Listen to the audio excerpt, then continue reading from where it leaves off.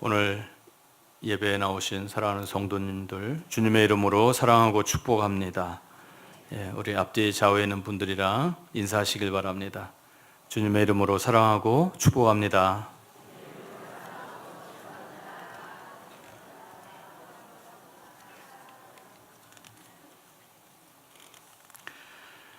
어느 날 종교개혁자 루터에게 그의 제자들이 찾아와서 질문을 합니다. 선생님, 세상을 살다 보면은 매일매일 사탄의 유혹을 받고 또 시험에 걸리는데 어떻게 하면은 그 시험에서 이겨낼 수 있습니까? 이런 질문을 받은 루터가 이렇게 대답합니다. 맞아. 오늘도 내 마음에는 사탄이 와서 내 문을 두드려서 들어오려고 애를 쓰고 있지. 그때마다 예수님이 나오셔가지고 사탄을 맞이한다네. 그때 사탄은 아니 여기 루터의 집 아닙니까? 그렇게 묻지. 그때 예수님께서 말씀하셔. 맞아. 여기 루터네 집인데 여기 내가 같이 살거든. 이 말을 듣고 사탄은 혼비백산해서 도망간다. 이렇게 대답을 했습니다. 시험을 이기는 방법 간단해. 내 마음에 예수님이 계시면 돼.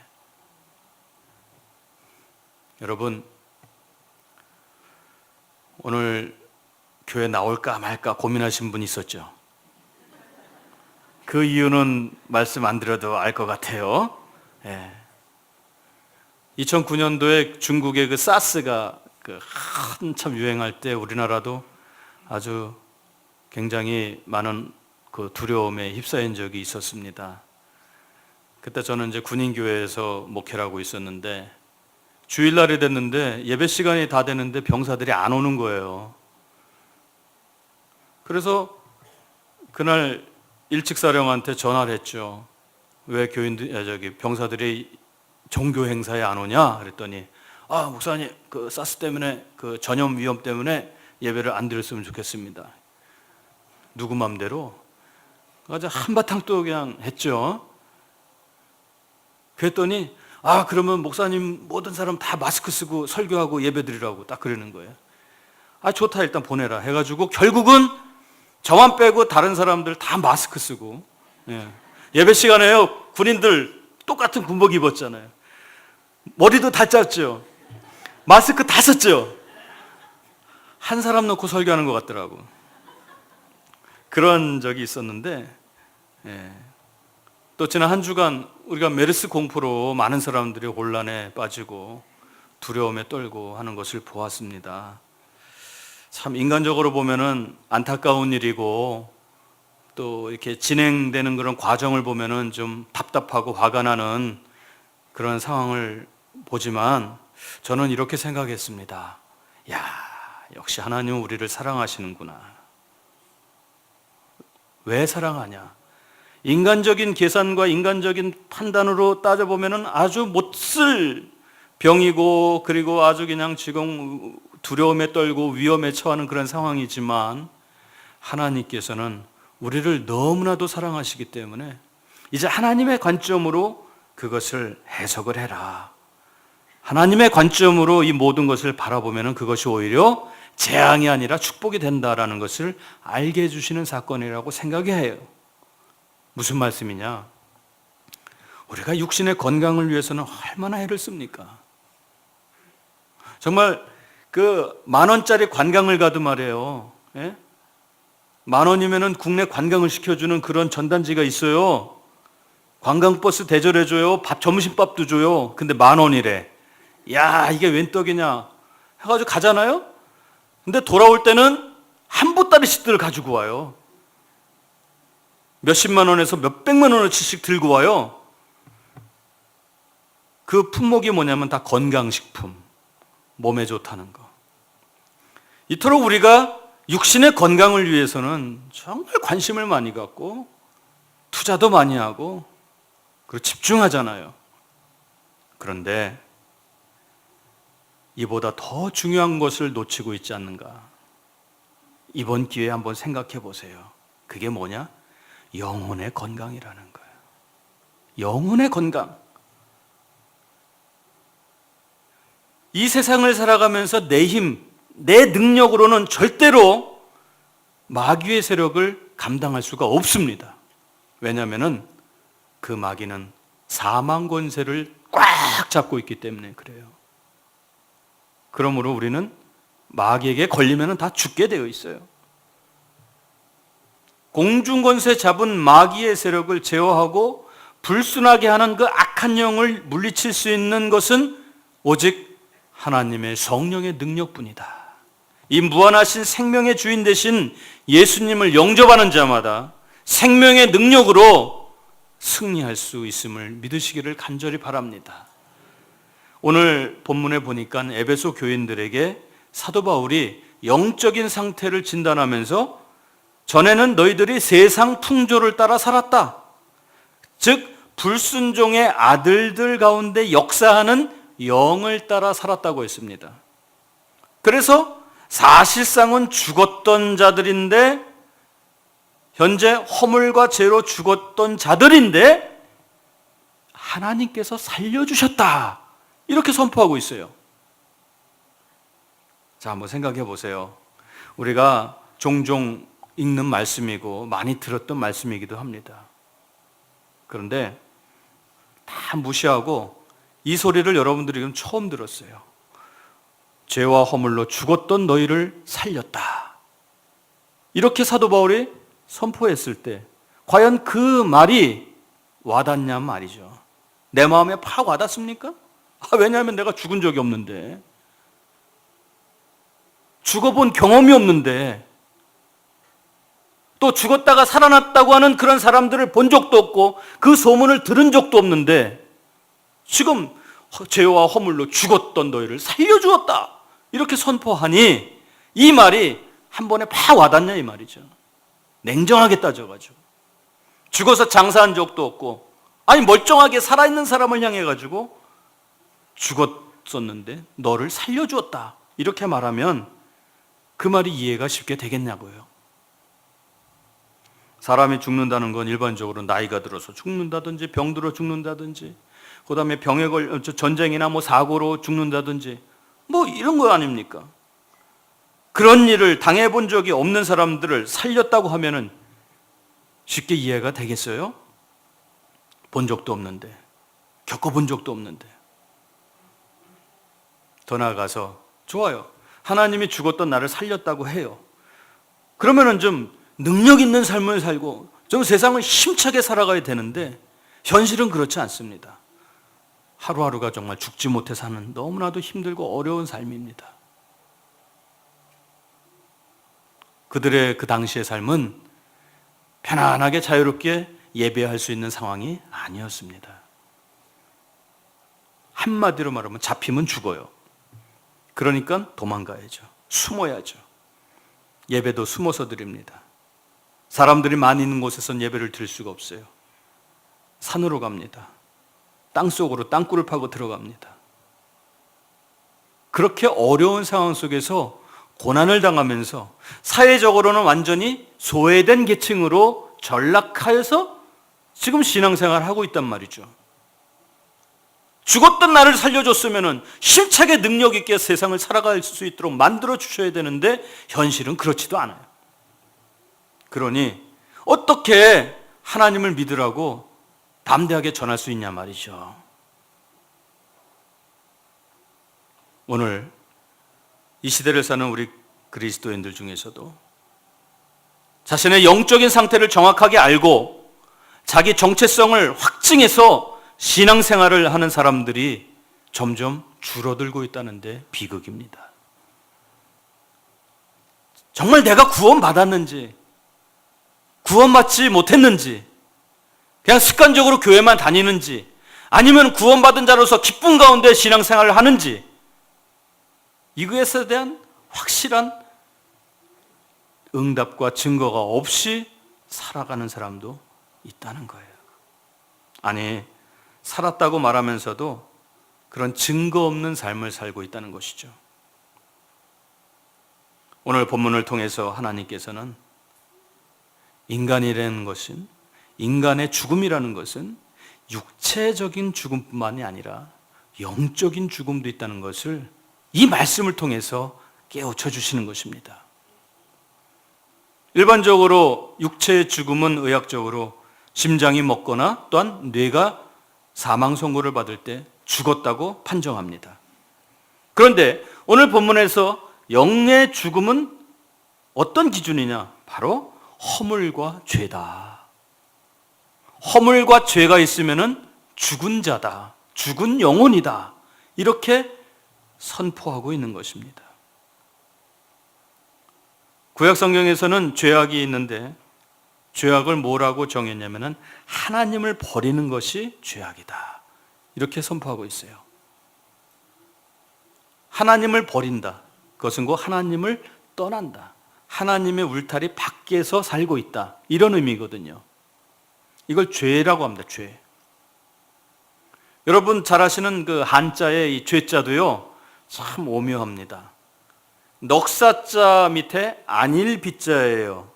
이게 죄라는 한자거든요. 그러니까 네 가지가 아니다, 그런 뜻을 가지고 있어요. 그러면 과연 네 가지가 무엇일까? 저는 그것을 성경에서 찾았어요. 첫 번째로 요한일서 3장 4절에 불법, 그 다음에 요한일서 5장 17절에 불의, 그 다음에 요한복음 16장에 불신, 그 다음에 야고보서 4장 17절에 불선. 이 네 가지가 죄라고 성경에서는 선언하고 있어요. 이러한 죄는 결국 사람을 죽게 만드는 것이죠. 영적인 죽음은 곧 하나님과 완전히 차단되는 단절을 뜻하는 것이죠. 이러한 죄의 결과가 어떻게 됩니까? 사망이에요. 로마서 6장 23절에 죄의 삭은 사망이다, 분명하게 선언하고 있어요. 자, 이와 같은 인간들을 향해서 지금 하나님께서는 인간들이 공중 권세를 잡은 그 세상의 마귀에게 빠져서 하나님을 떠나고 죄를 범함으로 죽게 만드는 그러한 상태에서 살리려고 하는 마음으로 지금 접근하시는 거예요. 여러분 분명하게 기억하십시오. 하나님께서는 죽이는 존재가 아닙니다. 마귀는 자기의 포로가 되게 해가지고 사람들을 죽이려고 하지만 하나님께서는 품으로 오게 하셔서 살리는 데 목적이 있으신 분이에요. 이게 근본적인 차이입니다. 그래서 이제 하나님께서는 바울의 이 전도를 통해서 예수 그리스도를 믿은 사람들은 하나님이 살리셨음을 깨닫기를 원하시는 거예요. 그리하여 그들로 하여금 다시는 불순종의 아들에게 역사하는 사탄, 마귀, 악령들에게 매이지 않고 도리어 허물과 죄로 죽은 자들에게 생명의 복음을 전해서 그들을 살리기를 원하시는 거예요. 그래서 몇 가지 방법을 우리에게 주시는데 그 첫 번째 방법이 뭐냐면은 예수님을 이 땅에 보내주신 거예요. 죽은 자는 스스로 살아날 수가 없어요. 누군가가 살려줘야 돼요. 스스로는 구덩이에서 빠져나올 수가 없어요. 누군가가 밧줄을 내려주든지 아니면 사다리를 내려주든지 그래야만 올라올 수가 있는 거 아닙니까? 그래서 하나님은 죽게 만든 원인이 죄와 허물이라고 했으므로 그 죄와 허물을 예수님께 담당을 시킨 거예요. 하나님은 인류의 조상인 아담의 범죄함으로 모든 인간이 죄 가운데 있으므로 죄에서 해방시키려고 구원하시려고 대속물로 예수님을 보내신 거라는 거예요. 그 예수님이 대신 감당했기 때문에 내가 살아날 수 있었다는 것이죠. 이게 하나님의 첫 번째 방법이에요. 예수님께서는 살려주시는 영으로 이 땅에 오신 겁니다. 두 번째로 하나님은 전도자들을 통해서 마귀에게 속한 자들을 다시 건져 주십니다. 오늘 본문에서도 하나님께서는 바울을 통해서 에베소에 보내주셔서 그들에게 복음을 전하게 하셨습니다. 하나님은 전도를 통하여서 허물과 죄로 죽은 인생을 살려주십니다. 그러니까 전도는 살리는 운동이다. 그게 뭐냐? 복음이다. 이 말씀이에요. 전도는 죽은 자와 산 자를 구별하게 하는 겁니다. 죽은 영혼을 살려주는 것입니다. 왜냐하면 인간은 스스로 자신이 산 자인지 죽은 자인지를 알 수가 없어요. 어리석게도 스스로 지혜롭다고 생각해요. 단 한 치 앞도 내다볼 수 없는 불완전하고 연약한 존재임을 깨닫지 못하고 마치 자신이 인생의 모든 것을 주관하고 주인으로 살아갈 수 있는 양 착각 속에 하루하루를 살아가고 있잖아요. 이러한 인간들을 향해서 그들을 살리기 위해서 전도자가 필요한 겁니다. 고린도전서 1장 21절에 보면 이 세상이 자기 지혜로는 하나님을 알지 못하므로 하나님께서는 전도에 미련한 것으로 믿는 자들을 구원하시기를 기뻐하셨도다. 여러분, 우리가 전도할 때 뭐라고 접근합니까? 예수님 믿으세요. 예수 믿으세요. 우리 교회 나오세요. 보통 그렇게 말하잖아요. 예수 믿으세요. 그 한마디 한다고 그 상대방이 그 말 듣고 그래요? 어디 가면 예수 믿을 수 있습니까? 그렇게 그냥 즉시 달려나옵니까? 또 그 휴대용 티슈를 한 장 하나씩 이렇게 나눠드리면서 예수 믿으세요. 그러면은 어떤 사람들은 그거 받지도 않고 그냥 무시하고 지나가요. 또 받아가지고 알맹이만 쏙 빼고 버리는 사람도 있어요. 사실 그거 한다고 해가지고 그분들이 우리 교회로 온다는 보장 없어요. 서너 달에 그 휴대용 화장지가 10,000개가 나갑니다. 200만 원이에요. 하나에 200원씩. 가장 좋은 겁니다. 8장밖에 안 들어있어요. 굉장히 두꺼워요. 하여튼 최고로 좋은 거로 드려요. 별거 아닌 것 같아도 금액으로 따지면 굉장합니다. 또 화요일날 화요 전도팀들 20-30명 매주 나가서 전도하십니다. 그거 인건비로 따져도 그거 엄청납니다. 예? 돈 주고 한다고 하면은. 뭐 시간, 물질, 그런 노력들 다 합치면 엄청난 거거든요. 자, 그래가지고 그거 수만 개 뿌려가지고 우리 교회로 과연 그거 갖고 몇 분이나 오셨을 것 같아요? 한번 알아맞혀 보실래요? 몇 분 오셨을 것 같아요? 한 명도 안 와요. 한 명도. 그럼 왜 합니까? 참 미련한 짓이거든요. 엄청난 낭비거든요. 여기 놀라운 비밀이 있어요. 인간적으로 따지면 정말 비효율적이고 비능률적이고 멍청한 짓이고 어리석은 짓 같지만 바로 거기에 하나님이 역사하신다는 거예요. 예? 논리적이고 따지기 좋아하는 사람들이 보면은 바보들이라고 할 겁니다. 그런데 실상은 그들이 어리석은 자예요. 그래서 하나님께서 지혜 있는 자를 부끄럽게 하시고 미련한 것 같은 이 복음을 통해서 생명을 구원하신다는 놀라운 사실입니다. 여기에 근거해서 우리는 전도하게 되는 겁니다. 그 다음에 세 번째 방법이 바로 설교를 통해서 하나님의 성령의 역사심을 보여주는 것입니다. 하나님께서는 말씀을 통하여서 성령을 보내셔서 죽은 자를 살리십니다. 사람들은 죄와 허물의 원흉이 되는 공중권세 잡은 자, 불순종의 아들 가운데 역사하는 영의 정체를 모르기 때문에 그냥 그 세상 풍조를 따라서 살아가는 것입니다. 그래서 결국은 허물과 죄로 죽게 되었던 것이죠. 모르니까. 그런데 그 정체를 밝힘으로 그들을 살리는 겁니다. 이게 복음의 능력이에요. 그들이 그것을 깨닫는 것은 주의 성령이 임하는 역사입니다. 오늘 이 시간에도 아직 마음에 확신이 없고 구원의 확신이 없고 정말 내가 살았는지 죽었는지를 알지 못하고 의심 속에 있다면 이 시간 주의 성령께서 오셔서 여러분들의 마음을 감동시키시고 나를 위해서 나를 살려주신 그 하나님을 체험하는 복된 시간이 될 줄 믿습니다. 어두움에는 빛이 비추어야 밝히 드러나고 악한 영은 거룩한 성령이 임하면 그 정체가 드러나게 되는 거예요. 예수 그리스도의 말씀이 성령을 통하여 역사하게 됩니다. 성령의 말씀을 통해서 살리십니다.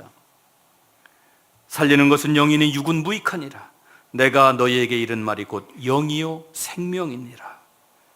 예수님께서 우리에게 말씀하셨습니다. 하나님은 살리시는 분입니다. 생명의 주인이십니다. 인간을 사랑하사 생명을 살리기 위해서 전도자 바울을 에베소까지 보냈고 세계 곳곳으로 많은 전도자들을 파송하셨습니다.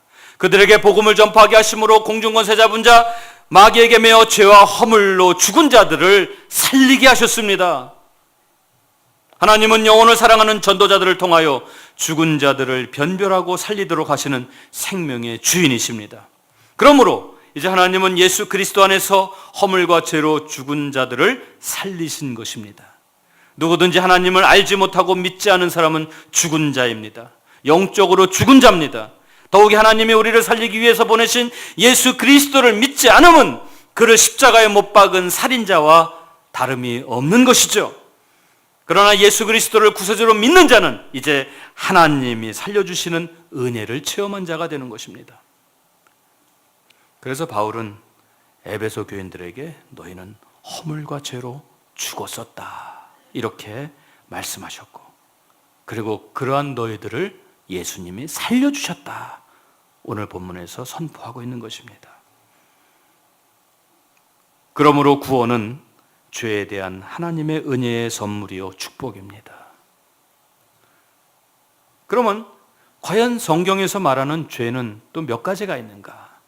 그건 두 가지가 있죠. 아담으로부터 물려받은 원죄가 있습니다. 그건 근본적인 죄성을 가지고 있어요. 갓 태어난 갓난아기라 할지라도 그 마음속에는 근본적으로 욕심이라는 그런 죄성이 포함되어 있어요. 심리학자들은 그것을 욕구라고 표현하죠. 물론 그 욕구가 있기 때문에 살 수가 있죠. 본능적으로 엄마 젖을 빨게 되고 본능적으로 움켜쥐게 돼 있어요. 여러분, 갓난아기 아이들 손을 보세요. 쫙 피고 있는 아기 별로 없어요. 다 이루고 있어요. 이게 본능이에요. 움켜잡습니다. 이게 욕구거든요. 양손에 사탕이 하나씩 있어요. 하나 달라고 해보세요. 마음에 들고 컨디션 좀 하나는 줘요. 근데 맞아달라고 해봐요. 이건 부모라도 안 주고 할머니 할아버지라도 안 줘. 절대 안 줘요. 뺏기면 빼앗겼지 자기 손으로 펴서 주진 절대 않습니다. 이게 뭐예요? 욕심이거든요. 누구도 여기서 자유롭지 못해요. 그러한 원죄가 우리는 가지고 있어요. 그 다음에 그 원죄의 속성을 가지고 세상을 살아가면서 스스로 저지르는 죄가 있단 말이에요. 이걸 자범죄라고 하죠. 스스로 범하는 죄다. 이러한 두 가지의 죄에 대해서 예수 그리스도는 이것을 완전하게 단번에 십자가의 죽으심으로 해결해 주셨다는 거예요. 그러므로 허물과 죄로 죽었던 우리가 이제는 예수 그리스도를 통해서 새 생명의 사람으로 탄생한다는 것이죠. 이 놀라운 사실을 깨닫고 오늘 이 시간에 예수 그리스도를 마음에 영접하시기를 간절히 소원합니다. 그리하면 지금도 하나님의 유효한 능력은 변함없이 허물과 죄로 죽은 우리 인간의 살아나는 기적으로 변화시켜 주신다는 것이죠. 악한 영들은 불순종하게 만들어서 사망에 이르게 하지만 선한 영이신 성령님은 순종하여 우리 인생을 살리십니다. 영혼을 사랑함은 이제는 생과 사를 분별하는 능력이에요. 전도는 영혼을 허물과 죄로 죽은 자들을 살리는 일입니다. 의사는 환자의 병을 정확하게 진단해야 치료할 수가 있죠. 바로 하나님이 명하신 전도는 생사를 구분하는 능력입니다. 죽은 영혼을 살리는 능력이에요. 전도가 아니면 허물과 죄로 죽은 영혼을 살릴 수가 없어요. 사랑하는 성도 여러분, 제가 묻겠습니다. 여러분, 살았습니까? 죽었습니까? 이젠 답이 나오죠? 확실하게 나오죠? 그래요. 우리는 전에는 죽었으나 이제는 예수 그리스도를 믿음으로 다 살았습니다. 이 시간 산자들이 모여서 영원히 함께 계신 하나님께 예배를 드리고 있는 것 아닙니까? 그런데 우리 자녀들은 어떠해요? 살았습니까? 죽었습니까? 아직 생사 분별이 안 되죠? 도대체 우리 자식 살아있는 자인지 죽어있는 자인지, 내 부모가 지금 살아있는 자인지 죽어있는 자인지 구별이 되십니까? 확인해 보셔야 돼요. 반드시 확인해 보셔야 됩니다. 우리 가족을, 우리의 부모와 형제들을 세상 풍조를 따름으로 죽게 되었고 공중권세 잡은 마귀 불순종의 아들들 가운데 역사하는 그 악한 영에 매여서 죽음의 종로로 타는 자들입니다. 이들을 살려내야 돼요. 지난주 우리가 태신자를 작정했는데 정말 많은 가족들이 눈에 보였습니다. 그래요, 여러분. 우리가 이웃에게 전도하는 것도 중요하지만 더 가까운 내 핏줄부터 구원하는 거, 이거 중요한 거 아니겠어요? 가족들의 영혼을 한번 생각해 보십시오. 그들을 언제까지 악한 영들의 그냥 방치해가지고 죽은 상태로 인생을 살아가게 만들 것입니까? 이번 VIP 축제를 통하여서 우리가 이웃들을 향해서도 전도의 문을 열고 그들을 초청하지만 가장 급선무, 내 사랑하는 가족과 내 형제 자매들을 위해서도 관심을 꼭 가지시기를 부탁을 드립니다. 어느 시골에 살던 60대 노인이 부인의 전도를 받아서 교회에 출석하기 시작했어요. 그래서 이제 예수님을 믿고 드디어 세례를 받게 되었습니다. 세례를 받는 순간 그동안에 살아왔던 60여 평생이 너무나도 억울한 거예요.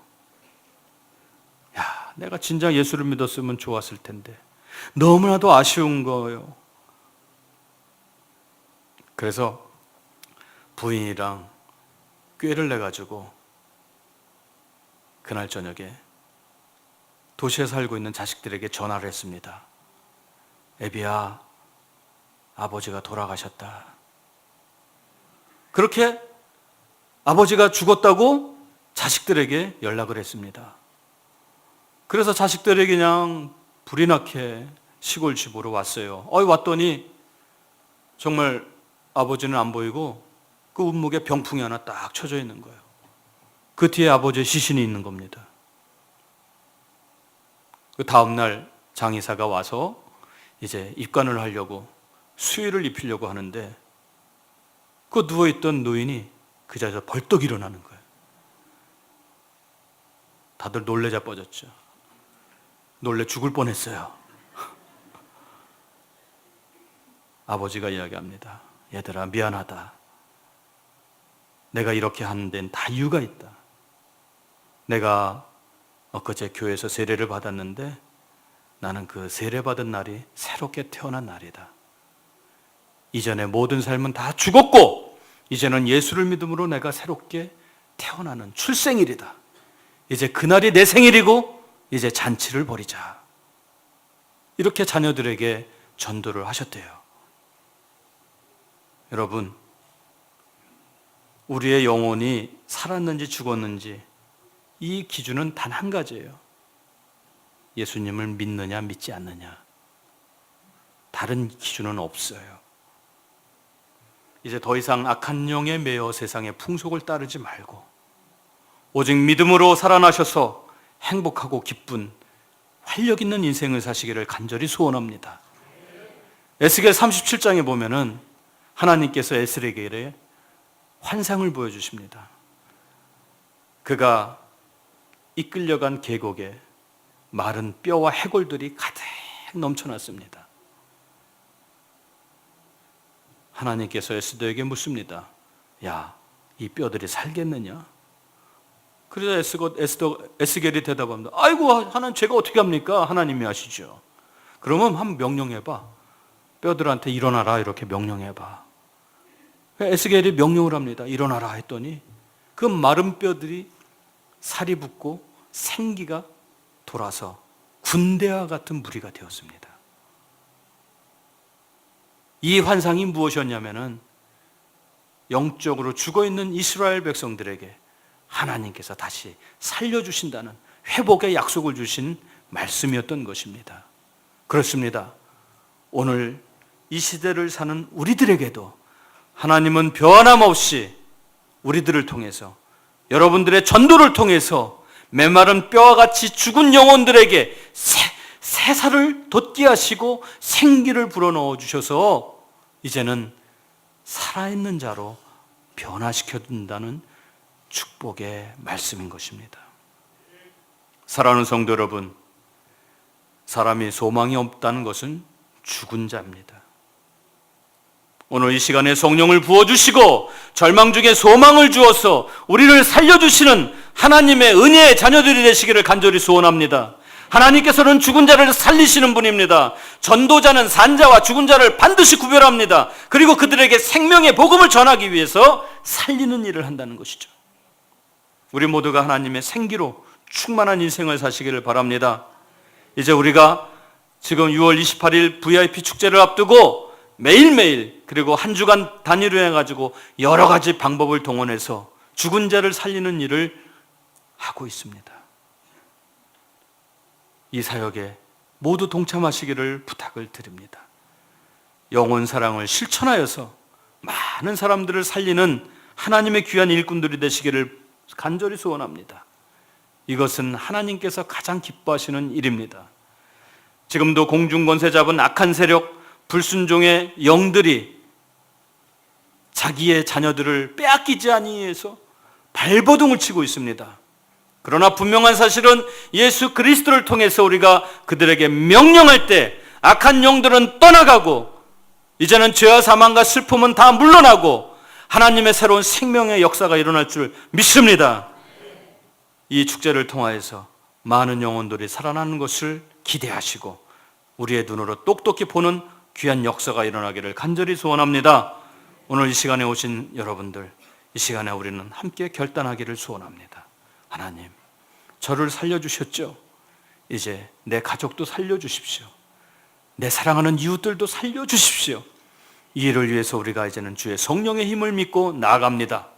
결단하시고 풍성한 열매를 맺는 저와 여러분이 되기를 주님의 이름으로 간절히 소원합니다. 이 시간에 우리 다 같이